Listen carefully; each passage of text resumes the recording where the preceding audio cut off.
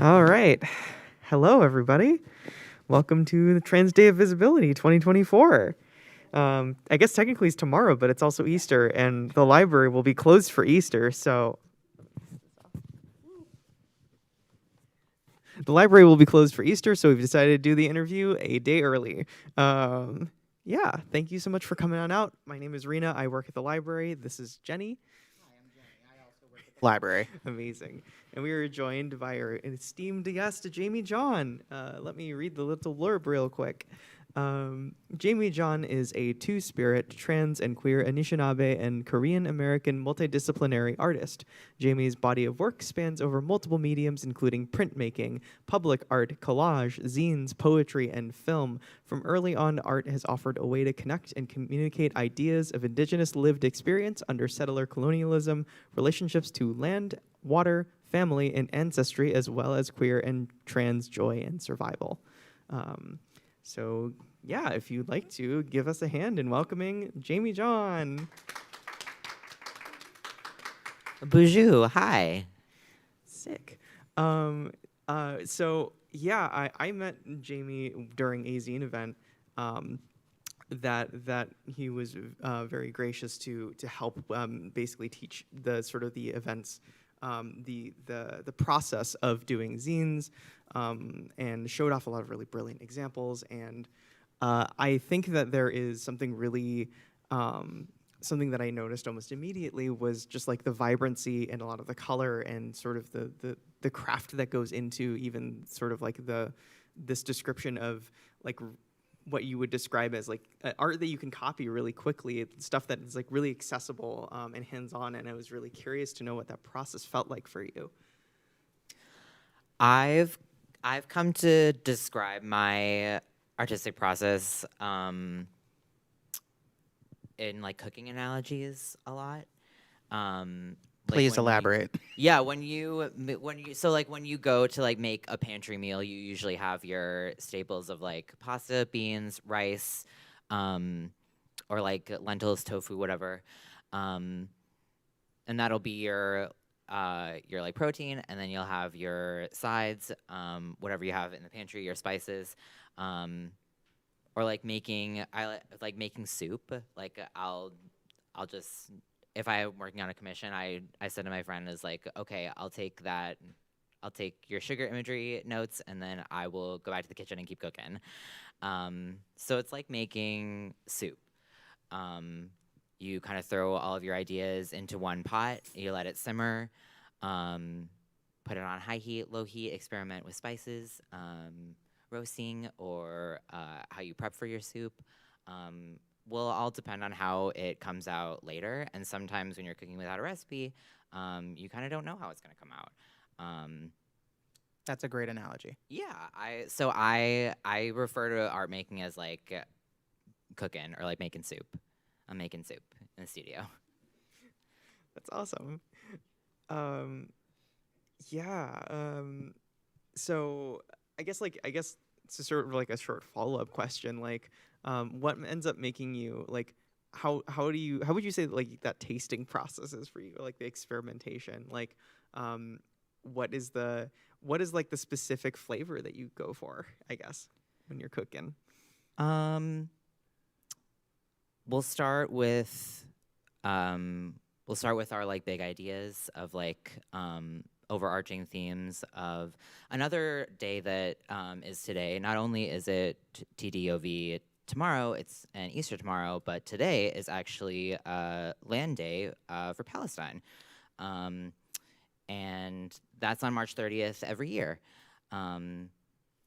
So I'll take these overarching ideas that are floating around in the collective consciousness, such as settler colonialism, resistance, capitalism, imperialism, and these will be like my main. That's like my tofu, my chicken, my dal, my pasta, or like my broth base.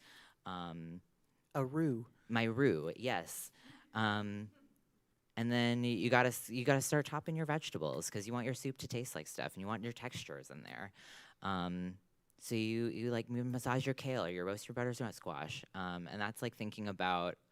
So like if we are going to talk about settler colonialism, what are the specifics that we are going to be addressing within this art piece, or am I going to be, what are the things that I'm going to be touching on, what are the things that I'm going to be talking about, using images to explain these very, maybe not explain, but to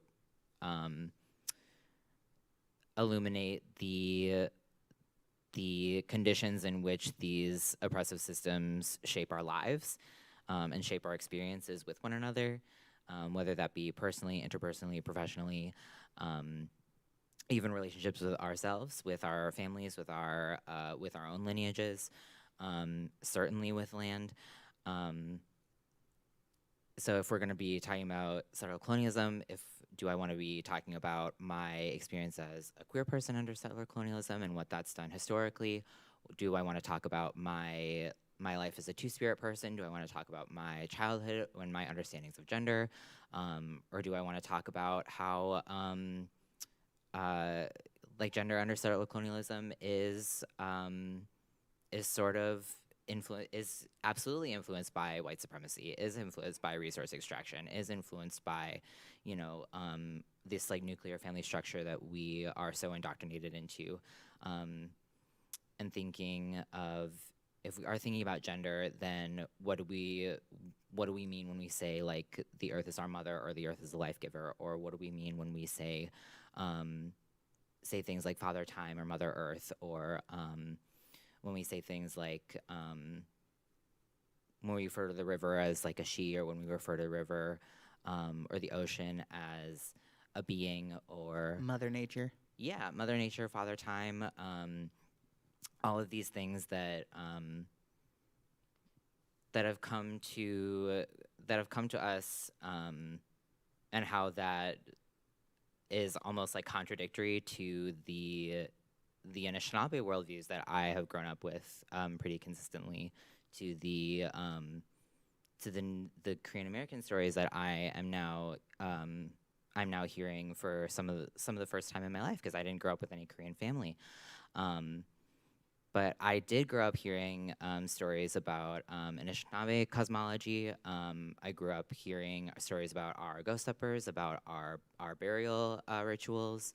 And certainly as I got older, about our pre-colonial ideas of gender, sometimes some of us even having upwards of like 6 or more words for those gender roles, or those aspects of gender that we present as people, as Anishinaabe people.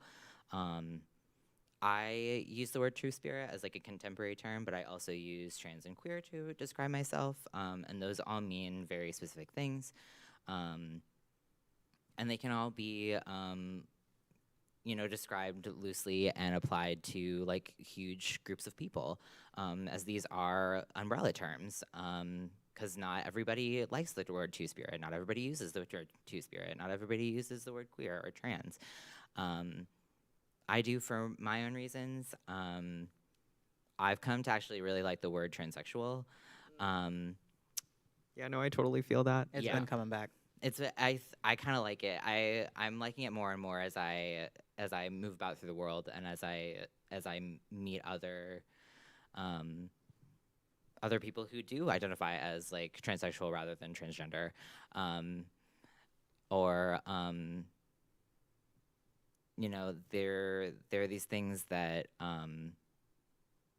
when we are cooking, developing a flavor profile for the things that we make,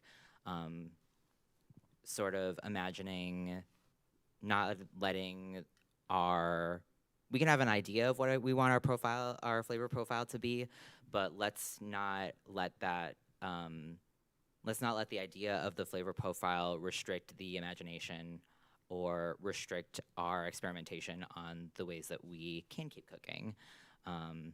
What if I were to like toast my spices before, or what if I were to use like whole cinnamon instead of ground cinnamon, or what if I were to just like have a couple bay leaves in here, or like what if I don't have a lot of onion right now, so what if I just chopped up half of this, or Just because I'm making tacos doesn't mean I can't put in some curry powder. Real, yes, absolutely. Yeah, It making was- fusion flavors. Maybe you don't like cilantro, so maybe you choose like a minty jalapeno like avocado mayo situation, or something like that. Yeah. I should have ate lunch. I also should have eaten lunch. I didn't have a lot of breakfast before coming here. Eek. Should we continue this metaphor, or is this making people too hungry? Like, I'm curious.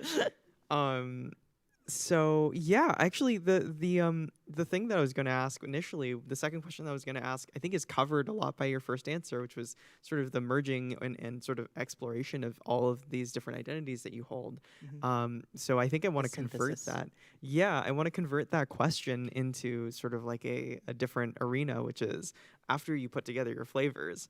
Like, would you say that the I guess the people that you're feeding here? How do I know when my soup is done? How do you know when your soup is done? How do you know at what point like this soup and who you should serve the soup to and how you're going to plate this thing? Like what's the presentation look like for you? And this has also come at a time when I've been starting to cook for myself more. So We're still talking about the art analogy here. we're still talking about the art analogy. I'm still talking about art. This is coming. My analogies are coming from a time I'm starting to cook for myself a little bit more. I'm making art on my own terms. I'm experimenting a little bit more right now. We'll touch on this later, but I'm actually doing a residency, a part of the Prairie Ron residency in Vicksburg, Michigan. Vicky, Vicky as in V. Vicksburg, it's like an old railroad town that revolves around this old paper mill that was just recently recently interdicted into the Registry of Historic Places.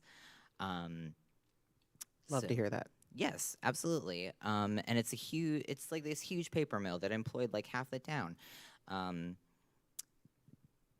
But I think in my experience, when I'm in the studio, when I'm making things, when I am experimenting, when I'm trying something new, much like when I am cooking for myself, there's a moment where I think it's like gonna get worse before it starts to like actually get good, and like things start to smell like how I recognize that they smell, and like things I know that are gonna turn out like I was making rice the other day, and I was like, I put way too much water in this. It's gonna get gummy, and I wanted to stir it really bad, but I know like I've never seen anybody do that. You're not supposed to do that, and but I didn't, and I let it sit for a little while longer. It's also relevant that I usually make rice in a rice cooker because I'm Korean-American. I have a rice cooker at home, of course. If you don't have a rice cooker, you should get one. You They're should really, get they're one. very versatile. They're very It's good. really versatile. It takes all of the guesswork out of a lot of the guesswork out of your rice cooking. I had to do it on the stove for the first time in years.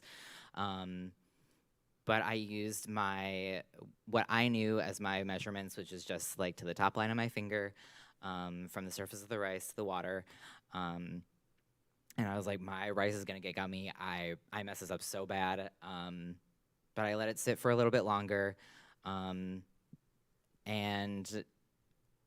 once I let it sit and I let it, I let it fluff up a little bit more, my water had evaporated, my rice was looking really good, and I felt really proud of myself. I like this analogy a lot because I'm also a visual artist. I've been drawing for most of my life. Yeah. And like a decade or so ago, I realized I used to crumple up drawings and like, oh no, this isn't good. I got to restart. And now I got to keep going with it. Yes. And at some point it will turn a corner basically and be like, okay, I'm feeling this now. And it felt like I was always stopping before I got to that point. Yes. And it's good to just keep with it and see what you can make with it, even if you're not feeling it at first. Mm-hmm. And there will definitely be times when like cooking sometimes get boring. I do want to walk away from the stove. Like this is really hot under here. Like this is boring. Like nothing's happening. And like granted, there are times when you can walk away, when you can let things roast, when you can let things sit, where you can let things simmer. And that's why I like the soup analogy, because that's when all of your big ideas kind of get to know each other. And then you can just like ladle in whatever you like, and take bits and pieces from it. But yeah, there is usually a time usually before I call myself like totally finished, where I'm happy with how it's looking, where I'm happy with how it sounds, where I'm happy with how it's being produced. Usually shortly before the big finish is when I'm like really doubtful of myself, when I'm really like, I'm for sure that my rice is gonna get gummy, when I'm sure like my soup is not gonna turn out. But it always does, in one way or another. Whether I did just throw away a pot of jasmine rice the other day because it did actually get gummy and it burnt on the bottom. That sucked super bad, but yeah, sometimes you have to throw away your gummy jasmine rice, and that's okay too, because there's other rice to make. You don't always have to cook with jasmine rice. Yeah. Yeah. You can make long grain, you can make wild, you can make short grain, white, brown. I'm Yeah. definitely getting lunch immediately after this. I have to eat so bad. I mean, so I like the soup analogy. I think that there is something really powerful about like the fact that despite putting all these things together, the flavors still come through, right? Like, I mean, and you're very particular about the choices that you make there. So like I really like that. Yeah.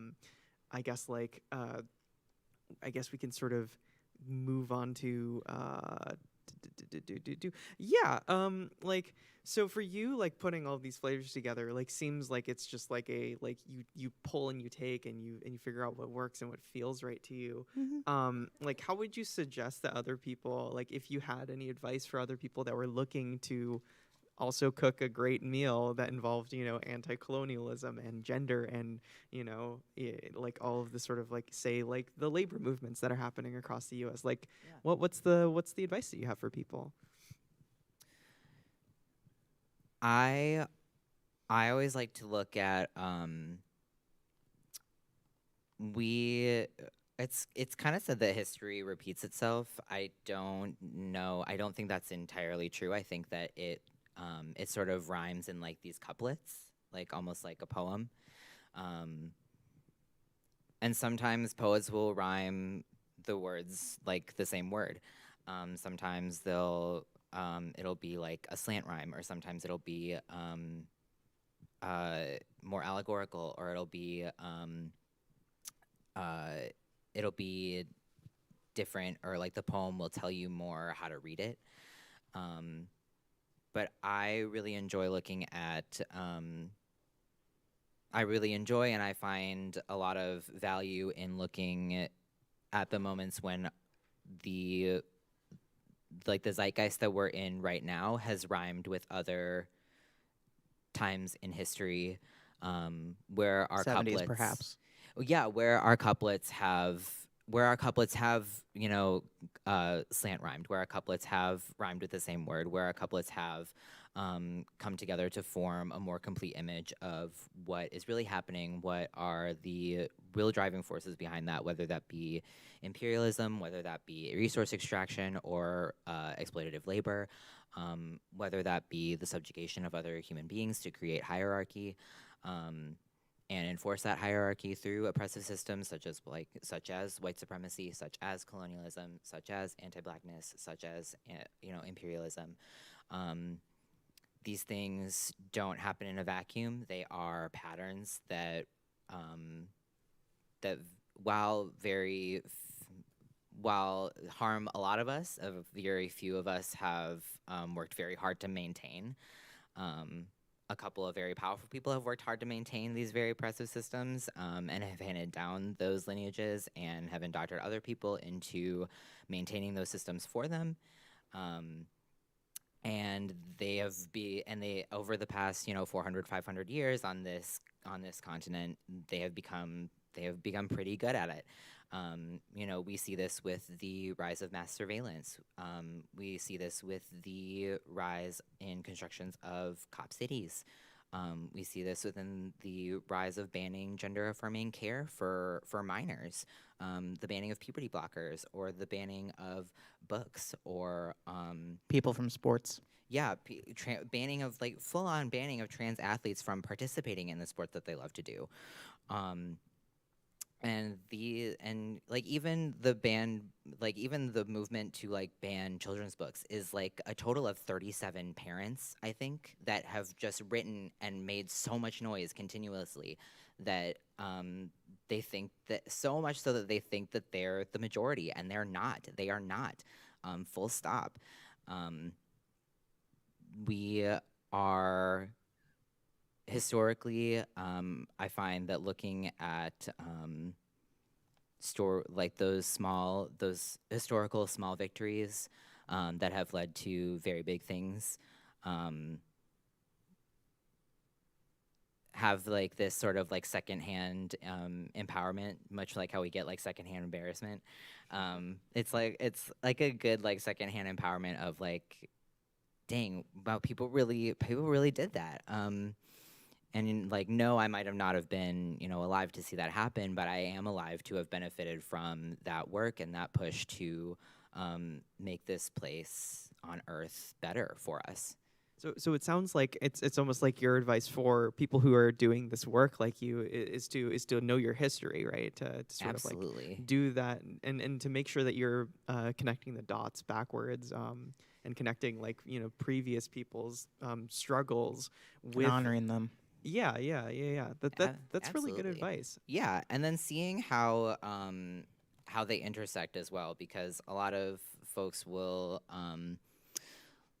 when we talk about queer liberation, we usually a lot of conversations start at in 1969 in New York Stonewall. And that's a great place to start, especially if you are just learning about, or if you're newly out as a queer person and you might not know any other queer people, you might not know any queer professors or queer teachers. But when we start at 1969, we see that as the beginning of things. It does sort of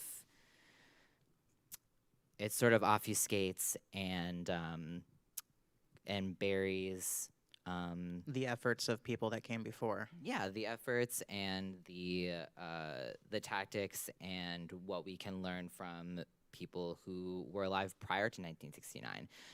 It also, starting at 1969, also, our oppression wasn't just queer, trans oppression didn't begin then. It didn't start then. It didn't start in 1969. It certainly didn't end in 1969. Even Marsha P. Johnson, before she left this world, said that I gave you your pride, but I have yet to see mine. As a Black, queer, gender nonconforming, transgender nonconforming femme, she felt that the queer movement today did not acknowledge her very real fights against police brutality, her very real fights against housing discrimination for transgender women, her very real fights for sex worker liberation, for labor movements that she was a part of. So seeing how queer people don't exist just by ourselves. We are workers. We are artists. We are also transgender. We are Native. We are Black. We are Asian. We are Asian American. We do come from somewhere. We have shared fights, and being queer can be a window into, even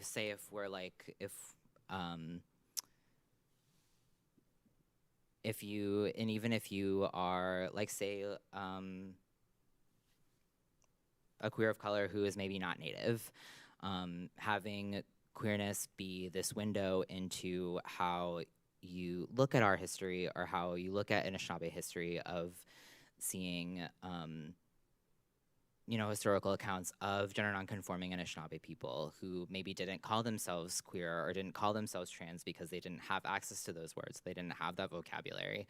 They didn't even call themselves Two-Spirit because they were using, words that would have originated in our language or words that were new to them through conquest, through like Jesuit interaction, through missionary interaction.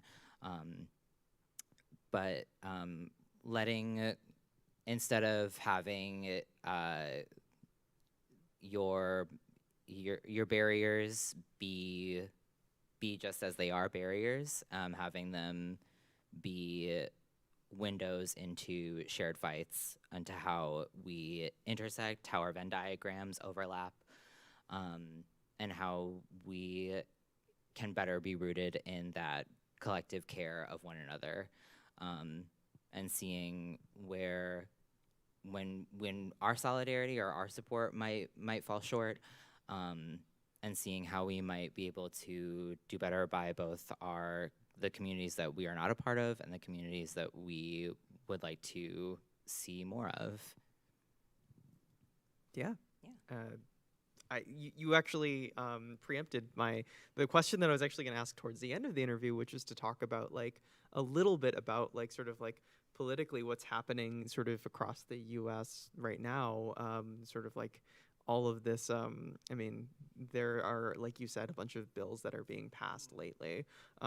Like without sugarcoating Hundreds. anything, like I mean, almost like 2 months ago, less than 2 months ago, I think Ohio passed a bill into law that basically is banning, minors from being able to access puberty blockers. There is, a huge wave of sort of this kind of legislation occurring across the states, and it's sort of, I guess, I wanted to hear I guess your thoughts on that, or whether there was, if you had anything else to say about that, but.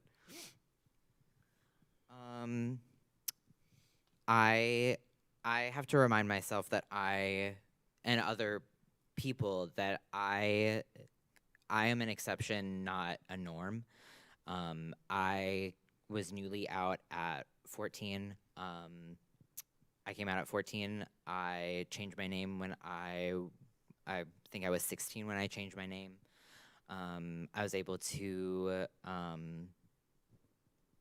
through the help of my parents, my loving parents, through the help of supportive medical care, through the help of a pretty good therapist, I was able to have access to not hormone blockers. I was 14 at this time, so I went right to an endocrinologist. After having, the state required me to have a letter written by my primary care provider. It required me to have a letter from my therapist. It required me to have a letter from my parents and the people who interacted with me, who diagnosed me with, to be diagnosed with gender dysphoria, and then to be referred to an endocrinologist. This endocrinologist was at U of M. It was part of an experimental, not so experimental, but just a study on hormones and youth with gender dysphoria. Being 14 at the time, I was still treated in the pediatric section of the hospital, of the U of M hospital. And then with that study, it was coupled with every time that I would go to meet with my endocrinologist, I would be getting my blood work done so that they're able to see and monitor how the hormones were progressing and changing, not only my physical appearance outward, but my internal health as well. I don't see the first endocrinologist that I spoke to anymore, as I'm 23 now. I just had my birthday, so I am out of pediatric care. I now visit an internal medicine doctor closer to where I live. So even though I had lived this is another thing. I lived in Traverse City. I had to be referred to an endocrinologist that would see me to treat my gender dysphoria. I had to go 4 hours away. It's a 4-hour drive from Traverse City to Ann Arbor to every 3 to 6 months to see my endo. Was there a wait list? There was a wait list. I got very, very lucky. I was able to be seen within a matter of months, because sometimes it can take a really long time, especially if you are a minor, especially if you do not have supportive parents, especially if you do not have access to a primary care provider, or health insurance that is even willing to work with you. If your health insurance is just a stickler for providing care, it's awful. So I do have to remind both myself and other people that I am an exception. I am not a norm. And that makes my perspective a little bit skewed, a little bit biased towards having this care be accessible. I would rather be biased towards having this care be accessible, rather than being, because a lot of these pieces of legislation are coming from places of fear. And not only fear, but trans people have been sounding alarms since the first bathroom bill was passed.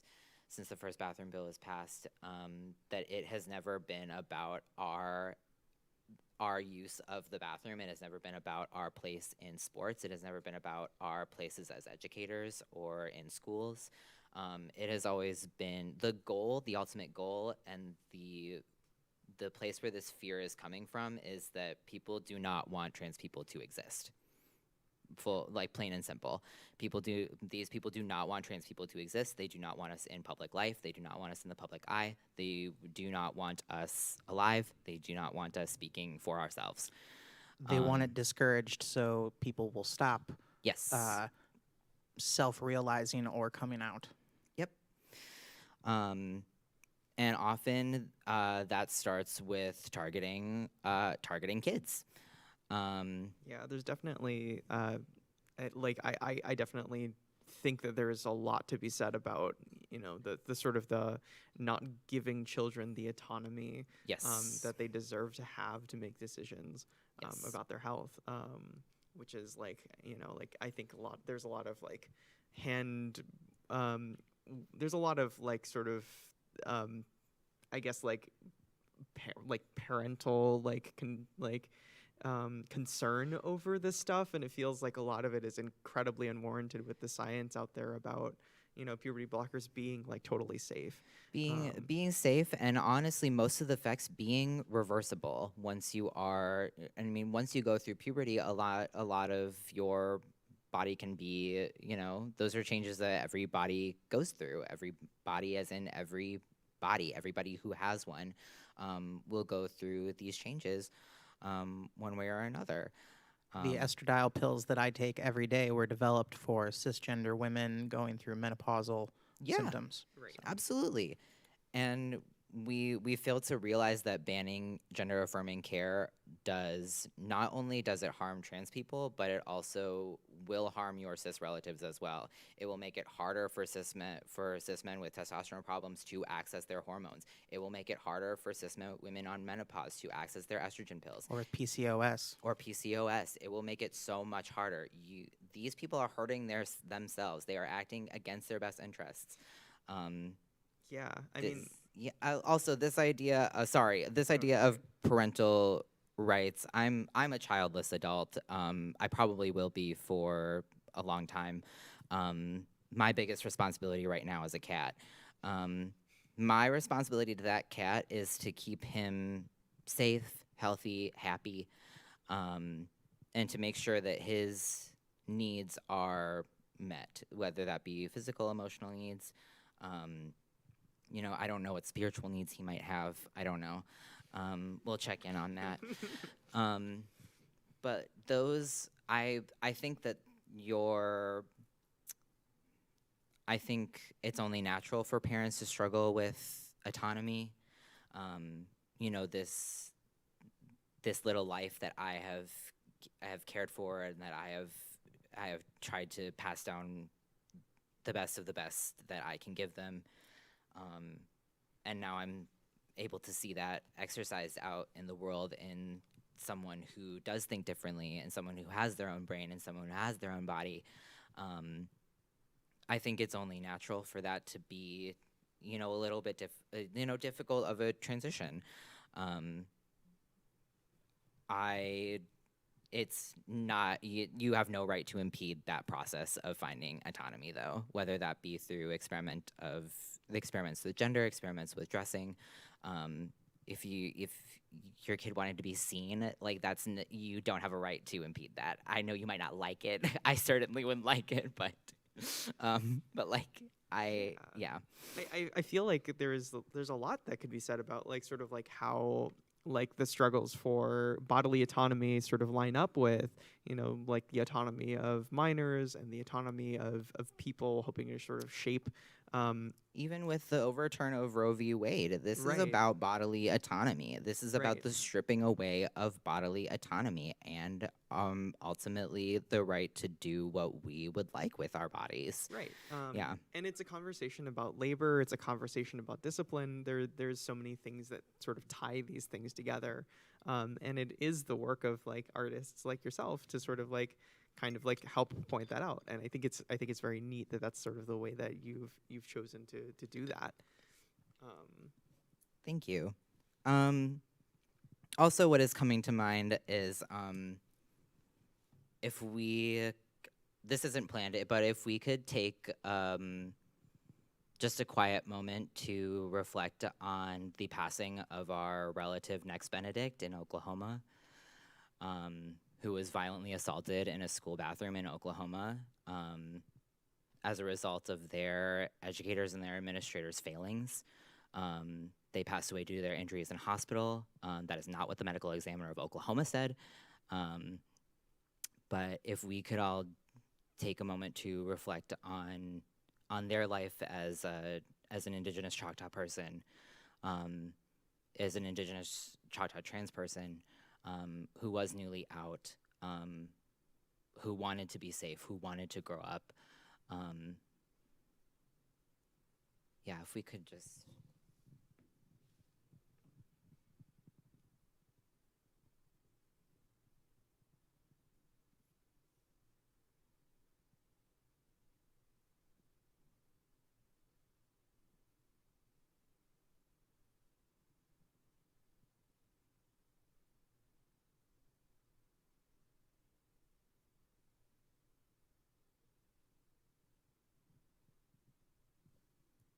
Miigwech Next Benedict for your life. I hope that your journey into this other realm is a safe one, and that you were safer there than you ever were here. Yeah. Well said. Not to transition to another topic after that moment, I want to bring up your Lavender Menace project that you have on your website. It's just a small little thing. Again, like along with learning about our histories, I think that as like a queer trans mask person, that I don't know a lot about like lesbian liberation, and I would like to know more. My lavender is a plant that comes up in the springtime. I'm seeing it a lot where I am living right now. And then lavender is also known for like their qualities of like helping with sleep, helping with like aiding in pain or like meditative processes. And it's also one of the other plants that is associated with like sapphic love. And I know that a lot of I feel like terms that are made like by and for queer folks are sort of present this danger to get co-opted by trans exclusionary queer people. They do exist in our community, unfortunately. But see the LGB movement. Yes, unfortunately. The T has always been there. A world without the T doesn't exist and never will. But I have a few. They're bandanas. They sort of tie in our like Anishinaabe plant knowledge with our language. They'll have These two bandanas have Minnow Bimadzoin on them, which is sort of an Anishinaabe philosophy that is a little bit harder to translate into English, but is often translated into like living this good way of life where we are in good and fruitful relation with not only the land that provides us, you know, food, clothing, shelter, but also our interpersonal relationships with people to make sure that they aren't extractive or exploitative, that we are in what we know as reciprocity, where there is this this giving, this sharing of with yourself, with other people, with this place that we call our home. And I think plants are really great teachers for that. And I really like this idea of being like plants being like native plants being like a menace, especially when we're kind of grown to like prioritize like monoculture lawns, where I grew up near like a lot of like pine plantations that were planted during the New Deal. And those are all monocultures that really make the soil really acidic, that prevent other biodiverse things from growing, that don't really serve anyone other than those willing to take the resources that now the pine plantation has. But yeah, it's a collection of these limited edition purple tote bags and bandanas that tie these plants and like more sapphic imagery together. That is really cool. Thank you. That's really cool. And I at some point, if I get the chance, I'd love to pick one of them up. Yeah. So getting sort of towards the end of our time here, I wanted to ask a little bit more about Vicksburg, the residency, the program that you have going on, and what other projects might you have in the future. Eek. So right now I am part of the Prairie Ronde residency that takes place in Vicksburg, Michigan. And like I said, this is an old railroad town that was settled near around 1830. And after the railroad kind of slowed down, they built this paper mill, and this huge paper mill that ran for over 100 years, that employed like half the town for several generations. It also Portage Lake is like right near a dam, the dam that controls controls the level of the lake, that controls like the swamps. It controls the creek that runs from the river.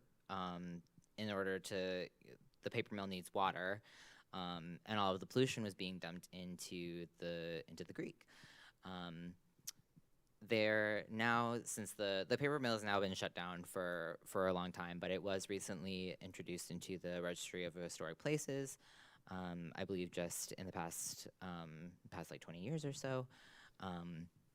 And for the past 7 or 8 years, they've had artists come from all over the place to make art there. There's installations in the paper mill if you're able to like catch a tour there. I'm there with another resident, Karen, and my cat.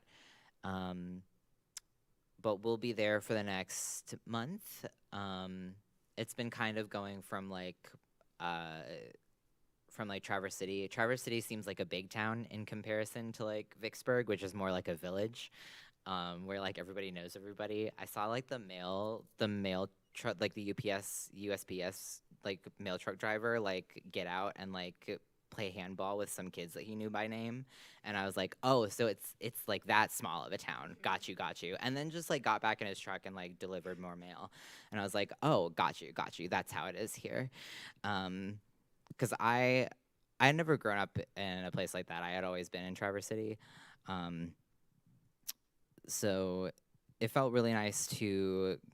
It's feeling really nice to like integrate myself into this smaller community and be able to be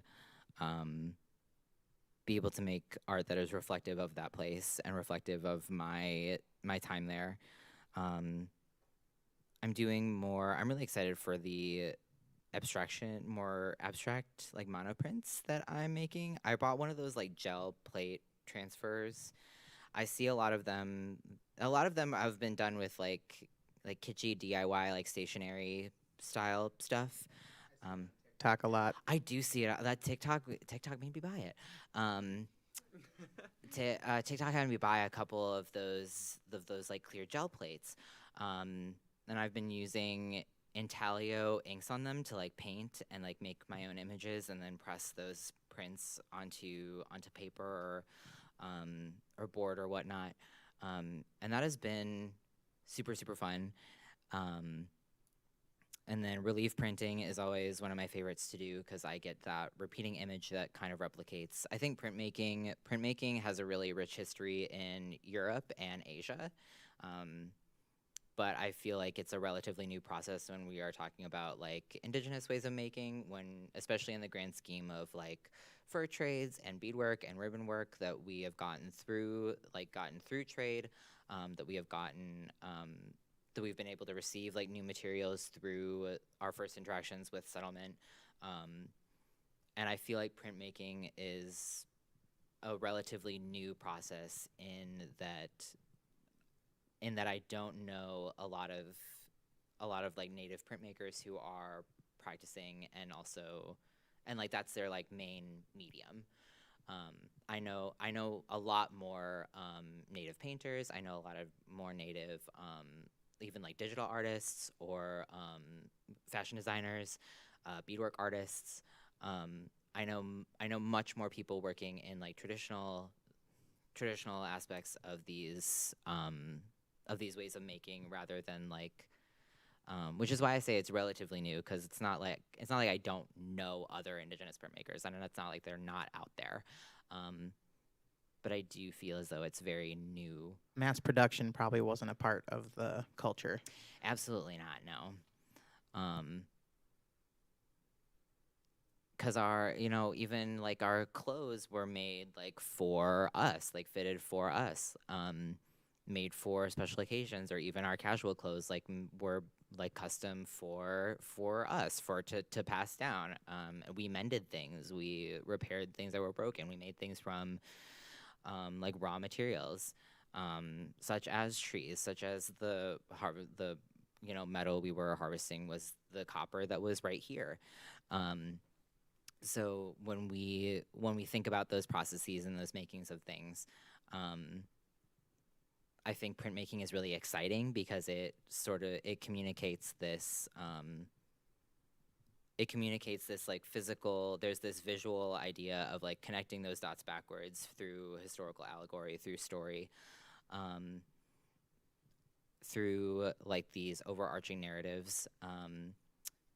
And then it replicates this idea of oral tradition, of this passing down of things over and over again, of like telling the same story over and over again until you're able to get it right, and then you're able to pass it down by telling it over and over again. Making a recipe over and over again, or harvesting things every season when they come around. This idea of like this is the way that we have always done things because of these reasons.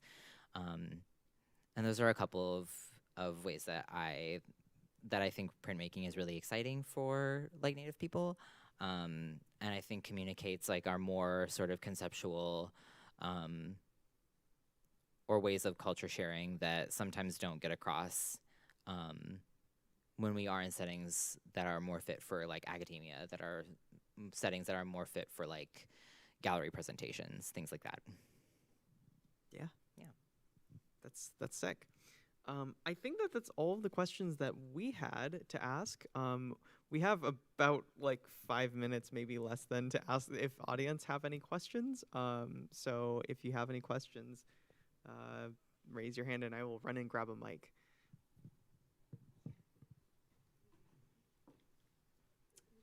Do you think we Mike? Do you think we need? Do you want to just shout? I can repeat the question for like the live stream and whatnot. Hi. Thank you. So much of transness is based on like the trauma and pain of being a trans person. Whether it's like Trans Day of Visibility, it's like, yes, we're visible 365 days in a year, or Trans Day of Remembrance. It's just focused on the negative aspects. Remember us when we're alive, please. Yes, please, exactly. Or even like, I don't know if you had this experience, but like when trying to get hormones, the appointment is just about gender dysphoria, you know, how bad you feel in your body, and that's all the doctor cares about, instead of the euphoria that hormones could help you find. Yes. So I'm curious for you, you know, how do you find trans joy? What does that look like for you? Our question was for folks that didn't, for live stream folks and for folks that might not have heard. When we are in the process of getting our hormones, a lot of our care providers, a lot of the outward eyes focusing in on our lives will kind of fixate on how bad it is before, or this rhetoric that we were born in the wrong body, which I have certain feelings about. I think of that quote, God made wheat and grapes and not bread and wine so that we could participate in the act of creation. And I'm really interested in even like mythos, like stories of like Greek mythos. There was someone who, like, Poseidon assisted in the transition from man to woman and then gave them like metal skin, which is like nice. Nice. I didn't even ask for this. I do very much remember my first couple of doctor's appointments where, especially my first one at U of M, that was like a little questionnaire of my experience with dysphoria. And like, don't get me wrong, I'm sure there are times when 14-year-olds like all feel bad in our body, but there was something like deeper, like way more deeply rooted in mine. And I don't think that I really felt like a sense of like gender euphoria until I took my first testosterone shot. I still remember it like on the couch in like our living room at the time. And like thinking about like going to the pharmacy or and like picking it up and then being able to do this every week for the rest of my life. And sometimes it is like, oh God, I'm gonna have to do this for the rest of my life. But I do remember the first one of like, oh wow, this is the first step towards like being able to see changes, being able to see like my first sprouts of facial hair, seeing my jawline change, or hearing like the first couple of cracks in my voice that meant it was getting deeper. I think trans joy for me now, I feel like it might come, I don't know if it's harder to come by now, or if it's just like more in conjunction with other things. Because anytime I am like joyful I am trans, so it is trans joy, right? But I feel happiest when I am making something, when I sort of am in that act of creation, when I am when I think of like, oh, this ink became something else through my hands, through this paper, through these carving tools. These couple of things were made into a beautiful image with the help from my brain and my body. I really like that. And I think that's what keeps me being an artist, is finding joy in the creation of these things. And I think that's why one of my first senses of trans joy was when I got to take my first testosterone shot, you know.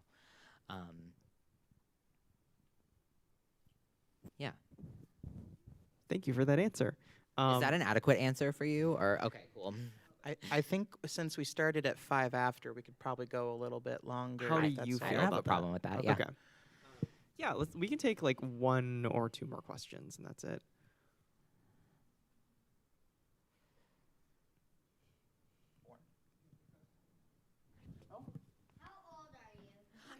I just had my birthday. I'm 23 years old. Happy birthday. Thank Happy you. birthday. It was on March 20th. Yeah. Thank you. All right. It doesn't seem like we have any other questions from the audience at the time, so I think that pretty much wraps it up. Thank you so much for having this interview with us. Of course. Thank you so much. This was amazing. I had no idea what my expectations were, but this surpassed it by whatever it might have been by 1,000-fold. So thank you so much. I'm glad I could be at the library today.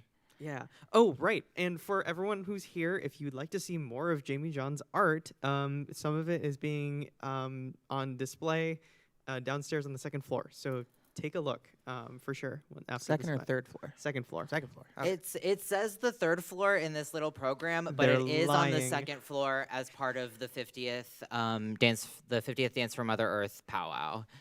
And those will be a couple of the relief prints like I was talking about, and a drawing for part of the NASA student org. Yeah. And I through think U they'll of M. be up until like June. Is that right? Up until June 16th. Yep. That's right. So for all of those people listening in at the live stream, it'll be up until June. So feel free to come into the library at any point and you can check them out. Cool. Thanks for coming here, everybody. And Thank you for being have a great afternoon. Miigwech, thank you.